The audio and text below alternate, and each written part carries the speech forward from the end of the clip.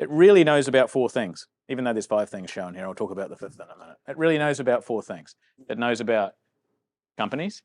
So if you're a brand, you're a company, and under that company, you can have other companies, your franchise groups. You might have companies for geographic regions, things like that. Inside companies, you can put users. These are the people that can see the devices within those companies. Importantly, you can put sites in. So sites are the physical locations where the Mako devices are going. And then obviously it knows about Mako devices. So a site might have an edge device, a managed switch, and a couple of APs. So if I want to go and do a search for sites, I can search for them in many different ways. I can search by a name, a site ID, part of an address or a phone number. But my last name is Gamble, so I have a company in our system called Gamble Family. And there's 4 sites in there. I'm testing various things, but so there's 4 actual locations. If I go and select one of the locations, it's going to show where that location is and what devices are actually in that location. And you might see that from here, I can see that these devices are all up and they're online. I can see what's going on with them. I don't have multiple WAN interfaces on mine, but if I had cellular as well, next to this edge device, the security gateway, I'm going to see the health of all the WAN connections going into that device. So just from the search screen, you can see and understand what's going on. And from here, I can go and select one of these devices, and I can see live, what interfaces have anything plugged into them. So I happen to know that there should be something plugged into this. It's an IoT sensor device that I'm testing. It's dead. It either means it's turned itself off, cable's fallen out, something's gone on with it. But if I was troubleshooting a store and they were saying, hey, we can't process cards anymore, one of the most obvious things is, well, there's nothing plugged into where it should be on that host.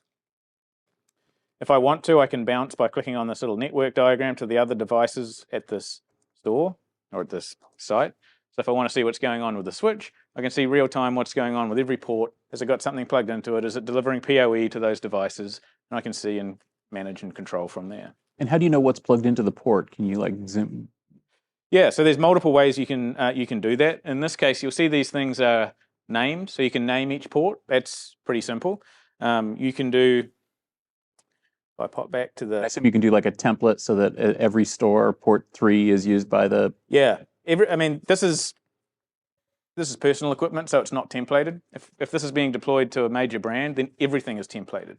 And the templates can apply to just aspects of a device too. So if a major brand owns a template that's defining how the point of sale environments are controlled, then those are going to be set up exactly the same as that template defines. If the brand wants to change a configuration, they change the template once. Every site that's subscribed to that template gets the change. But if it's the brand that owns that template, a dealer ranks underneath them in terms of the hierarchy of the Mako system. They can't make any changes to anything that's templated by someone above them. So that's how the system can very easily control different aspects of different things. Lastly, if we go to manage this particular location, you can see that we had a look at these devices here, but if we go to network map, you can see a live view that we can zoom in and around of what devices are plugged in where. And it automatically does the vendor lookups of the MAC addresses, so you can have a much clearer idea. You can see I've got some Nest cameras and an Amazon streamer and an Apple streamer and things, so it's all there. And from there, if you want to, you can go and rename those devices, Fred's PC, and it's going to be referred to as Fred's PC. So there's heaps of different ways that you can start looking at these locations, see what network segments things are broken into, whether they're connected via Wi-Fi or into switch ports or whatever. You've got complete control and visibility over what's going on here. Now you're asking about routing and control. So the devices themselves, we don't support routing protocols on anything other than the VPN concentrators because we don't need to. The central management system and the way our platform works, and I'll run through this with you, are capable of doing that. What am I working on here? I'm on a switch. Let me bounce to the edge device. So the VPN concentrators, they support BGP because most customers that have complicated networks behind it want to advertise routes and things that way. But for creating edge networks for distributed retail enterprises and distributed enterprises in general, they don't need routing protocols. But the system has control over the network segments, etc. So if we look at this this device here, and we can see that there are various ports on this device. So this particular device has 5 LAN ports on it, and I can choose to have these ports segmented into physical network zones, bridged together. In my case, I've got a whole bunch of them bridged together into a specific network zone. And I can also specify VLANs from here. So I have 2 VLANs on this network, and then I can assign those VLANs to the switches or the APs or however that's going to be set up. So the network segmentation at the edge sites is controlled entirely from the CMS. Right. Yeah. So with these VLANs, are they in the same route? They're all in the same routing table then? Yeah.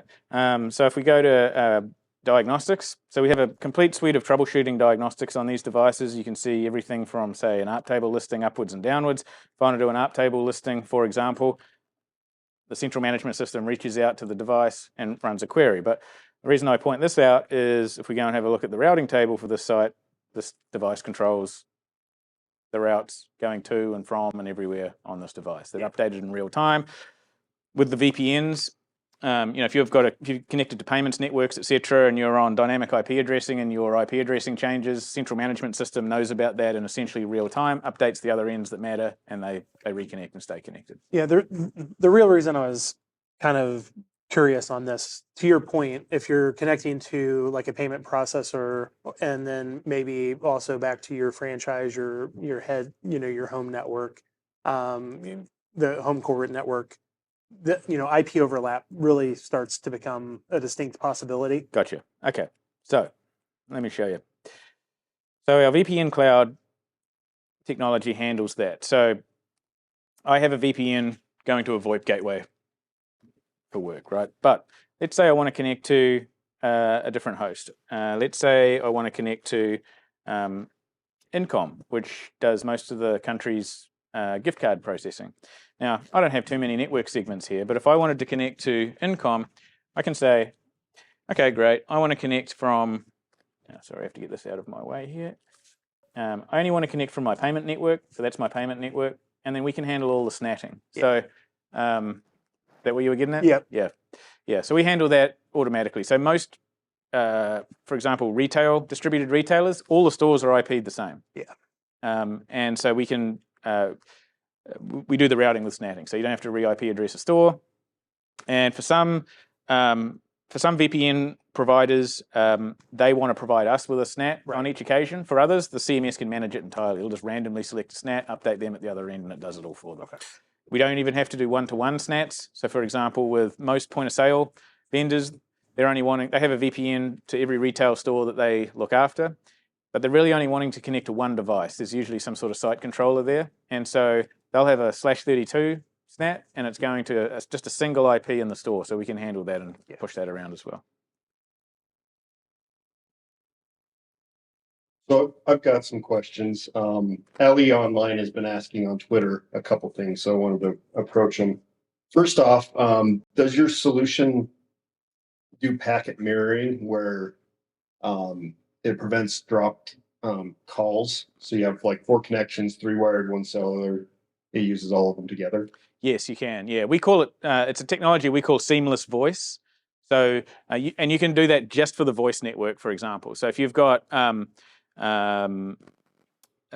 typically the phones will be connecting to a cloud-based PBX or maybe a PBX or whatever at head office, and just for that network, or you can do it for the whole lot. We'll do packet mirroring on all circuits that are active, or you can just do packet mirroring on a subset of 2 or 3 circuits. So yeah, and that means an active voice call, if one circuit drops, you don't lose anything because you haven't missed a packet. Next, he's asking about how you're doing your segmenting. How's your segmenting between networks happening? Is it, you've kind of answered this already, but it segments your credit card information, the local stuff, right? Yeah, well, more often than not, that segmentation is going to be defined by the end customer. So if it's a retail brand, they'll typically have an idea of what they want to segment. And at a bare minimum, it's going to be segment the CDE, the cardholder data environment, from everything else. But more often than not, it can get pretty granular. So if you think of, I think petroleum is one of the most complicated network environments. So if you think of a petroleum retailer, they'll have a network segment for what they call the payments network. They'll have another network segment for the POS, which are, say, the in-store sales lanes. They'll have another network segment for the outside dispenser payments. They'll have another network segment for the underground fuel tanks. They'll have another network segment for if they've got video advertising on the dispensers, they'll have another network segment for that. They'll have one for voice. They'll have one for back office. They'll have one for sensors. I mean, it's all over the map. And typically it comes down to what have you got in your business and what sort of security controls do you need to apply to it? So if they have devices like, for example, the back office network, if they have a break room and they want people to be able to stream Netflix on their lunch break, that network's going to have completely different security parameters than the point of sale network, for example. But it's usually defined by by a brand. A brand will typically say, we have this standard and we want it deployed to all our stores, and we'll deploy it. Now, we've got tens of thousands of retailers using the platform, so we have some experience. So oftentimes people will ask us, really at a bare minimum, you want to get that point of sale environment separated from everything else. But in reality, that's usually more complicated than that. If you're we have pizza chains using our platform that have point of sale network, then they have a Wi-Fi point of sale network environment, because Wi-Fi is inherently less secure than wired networks, so they want to keep those wired networks off the rest of the point of sale if they can. They might have a game room for kids to play video games online. They'll have a separate network for that. And again, they'll have internet sensor zone as well for data sensors that are doing everything from door opening and closing, people counts, how many people walk into the stores, things like that. So yeah, the segmentation can be pretty complex, and it normally boils down to what the brand wants. In those examples, do you support like access lists to be able to allow, so maybe like I have sensors that I need to be able to share access from multiple segments? Do you support that? Yeah, so we have a whole lot of controls on that. We can do MAC address-based access controls on the wired and wireless networks. So we only allow specific MAC addresses. We might have no MAC address control, but we want to be alerted, or the customer wants to be alerted when a device that hasn't been there already appears on the network. We can have, if you need access from one zone to another, controlled access, that's all baked in with our intranet firewall rule set. And all these things can be templated as well. So, for example, most major brands, the manager's PC in the store usually needs some sort of access into the point of sale network, because that's where all the price book is kept. They update, how much they're selling a pizza for, or a tank of gas or whatever. They need access in there. So all the intra-network controls is all baked in as well. Yeah, so another question along that same line. Let's say I've already got a red, yellow, green zones back at my data center. Have you had any customers request feature for security group tagging, or anything that you can tag at your access, carry that through the Mako network and deliver off? Yeah, we can do that. Yeah, we can do metadata tagging. We can do all sorts of things with the tags. Obviously, it has to support them at the other end as well. Yeah, right. But yeah, we can do that. You're using VPN. Are you getting any clients inquiring about zero trust as an alternative? Yeah, so we do. We actually take a zero trust approach ourselves, and most of the larger end customers take a zero trust approach, certainly on their CDE environments as well.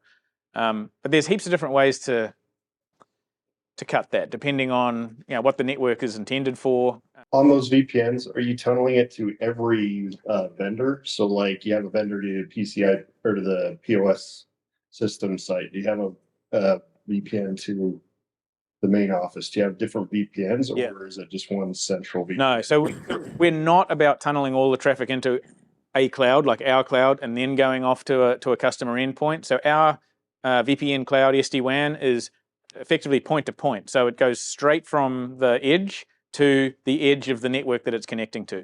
There's no man in the middle that's pushing that stuff around. So we gave an example before about a payment host. So there's point to point to the payment host. Then there's point to point to the loyalty host. Then there's point to point to the mobile payment host. And what that means is far less chance of there being any problems. No way for for a centralized network to fail, and it brings a whole estate down. So there are a lot of vendors that take a cloud-based approach, and that they pull everything into their cloud and then route from there. We don't think that's the right approach. We think that it introduces too many, or a single point of failure. And Yeah, our customers wouldn't tolerate it. So does that mean that the cloud concentrator is really just a directory service for finding the actual concentrator you're going to connect? Well, let me go back to the slide and I'll show you. So the cloud concentrator is potentially a single point of failure, but the way our VPN cloud is meant to work is you stack up as many concentrators as is appropriate for your business. So that's the end concentrator that's at the client.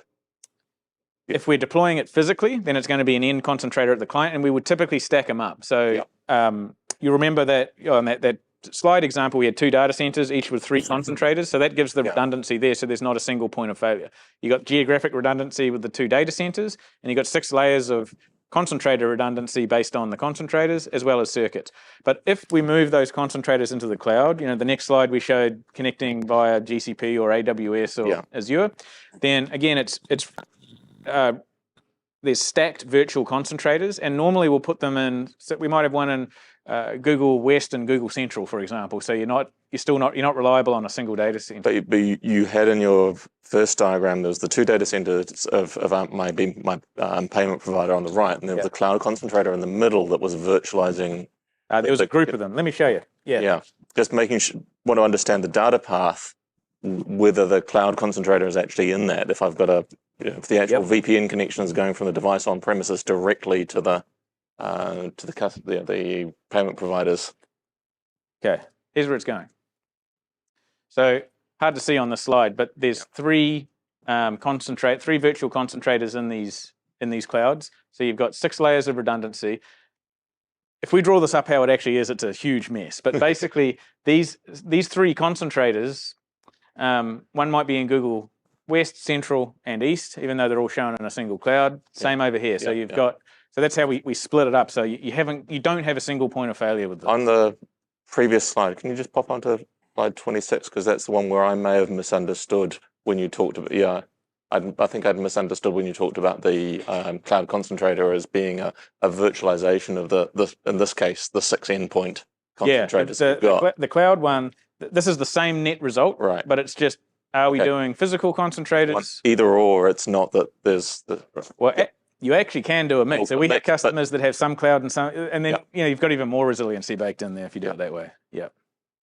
Probably 80% of our concentrator deployments these days are virtualized for a whole number of reasons, not least of which it's quicker to deploy. And many of these data centers and things are so locked down, it can take weeks to get someone there to plug stuff in, and you've got to get circuits delivered and all the rest of it. Whereas if we're deploying to infrastructure that's already there, it's quicker and easier. And it can all be done remotely too. Is there a live TLS connection all the time from the edge to each of the? Yeah, the only reason there won't be, let's say we were connecting, and we don't show it here, but let's say this was the payments network, and that payments network VLAN is connected to this cloud, which is for payments. If nothing was plugged into that payments network, the VPN's not going to come up. There's no point. That's the only reason it'll drop. Otherwise, it's going to stay up. And it'll stay up. So say WAN 1 is the active, it's configured, and the other 2 are backups. I'm with you. Yeah. And TLS will go over WAN 1 into each of the 6 concentrators in this case. Yep. And there's a live session for all 6. Mm-hmm. Okay. And then heartbeats. And then there's heartbeats, and then we control the routing. So, and it depends on how the cloud is configured. Sure. So we might have configured this cloud that both data centers are active all the time.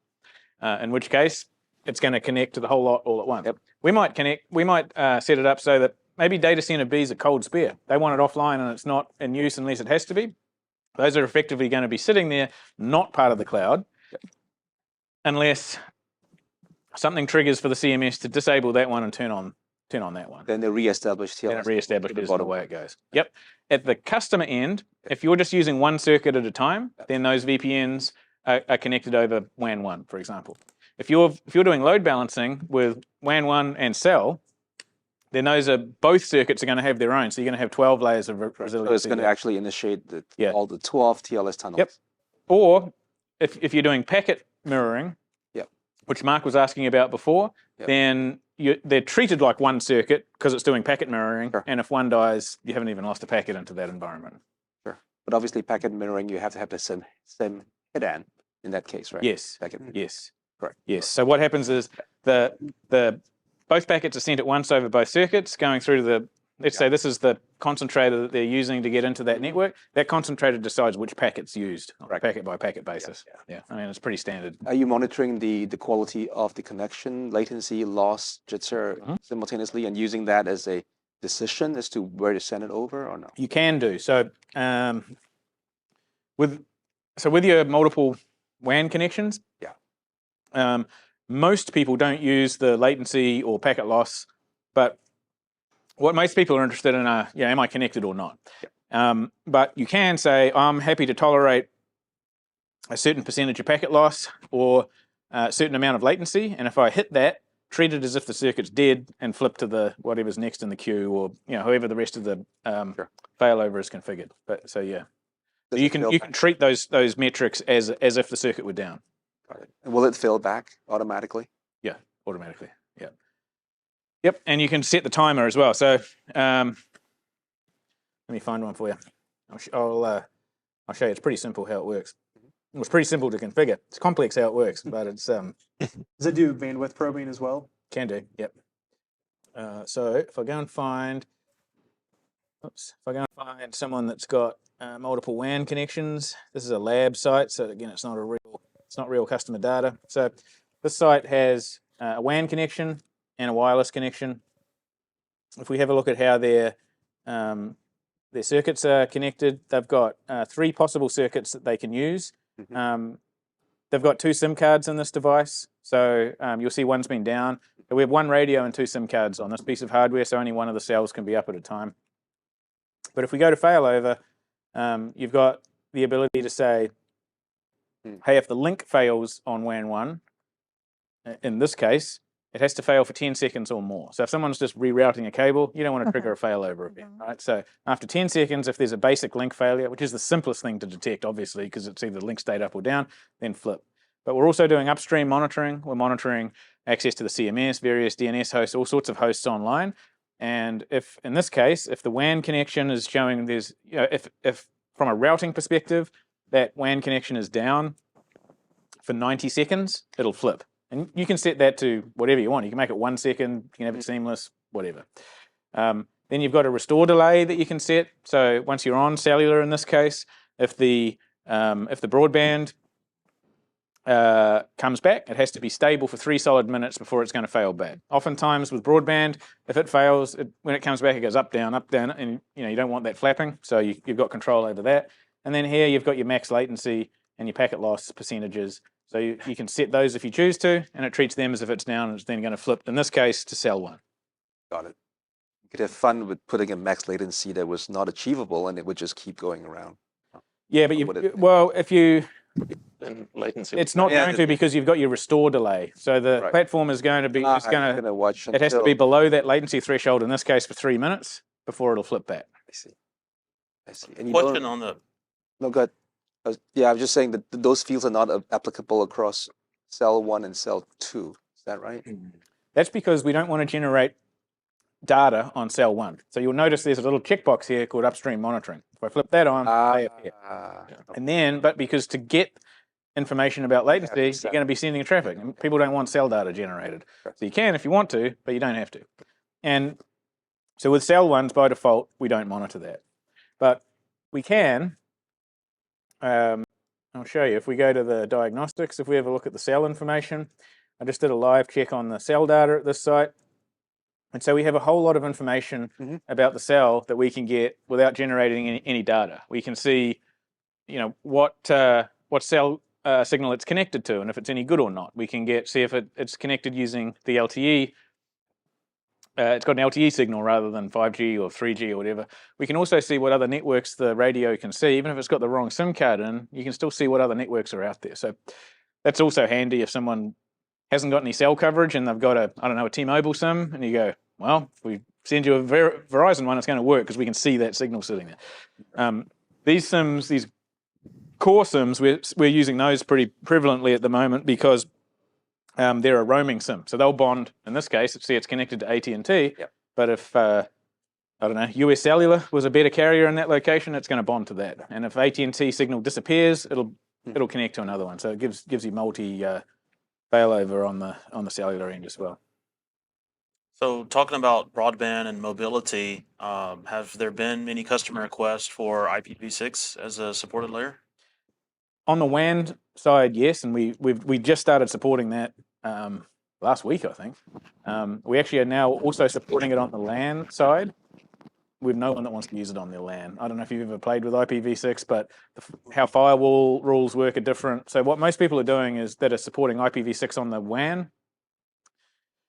Is it's fundamentally natting to IPv4 on the inside. It's easier for them. NAT or SNAT? Yeah. Sure. Yeah. There's no real benefit. Certainly, there's no one asking to do IPv6 support on the internal side. It's outside of the edge for the WAN connectivity, and even there's no ISP forcing anyone to use it now either. But yeah, we support it. Okay. Most of our larger customers, if we were responding to a network refresh bid, it says you have to support IPv6. No reasons why. It's just they want to future-proof themselves, so it's no problem. Okay. Yeah. Last thing you want to do is wake up and realize your ISP has turned off IPv4 and you're not connected anymore. So, Yeah, as more countries come online with new ISP providers and tier 1 providers, that they may only be IPv6 on the WAN, so it has to be supported. Yep. Yeah. So I think that's well, I suppose we've all been expecting that for some time now, but Do you see any highly mobile deployments, so where there is no fixed WAN, where everything is actually on the mobile WAN, yeah, we have a lot of them. Yeah, we have a lot of them. possibly in trucks and delivery? Oh, the mobile, yeah. We don't really. We could work in that environment. Where we see the cell only is some rural areas where they haven't got anything, any wired connections. We also have some pretty major businesses that have pretty poorly performing wired broadband circuits, and so they sort of flip the model. They use cellular as primary, and then they use the wired broadband as backup.